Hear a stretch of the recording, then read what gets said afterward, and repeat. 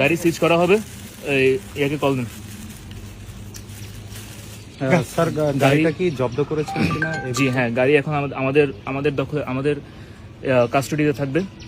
এই গাড়ি কোনো সঠিক লাইসেন্স নেই এবং এই গাড়ির চালক একজন 15 বছর বয়সী শিশু, যার দাবি সে তার পিতা সহ এই পিতার আইডি কার্ড দেখানোর মাধ্যমে রবিউল মোটরস নামে একটি সেকেন্ড হ্যান্ড বাইক শোরুম থেকে এই বাইকটি কিনেছে এবং সে গত 1 মাস যাবৎ এই ছেলেটি কোনো ধরনের লাইসেন্স ছাড়া এই মোটরসাইকেলটি ড্রাইভ করছে এবং প্রতিনিয়ত এখানে তার ব্যবসার যে চাকরি বা ব্যবসার জন্য মোটরসাইকেলটা এখানে ব্যবহার করছে।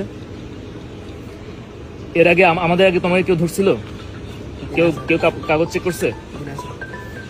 আমরা প্রথমবার দেখা যাচ্ছে যে এই ছেলেটাকে আমরা আটক করেছি এবং যথাযথ ইনভেস্টিগেশনের মাধ্যমে আমরা জানতে পারলাম যে এই গাড়ির কোনো ধরনের সরকারি অনুমোদন এবং জবাবদিহিতা নেই। তাছাড়াও গাড়ির চালক একজন নাবালক শিশু, যার এই গাড়ি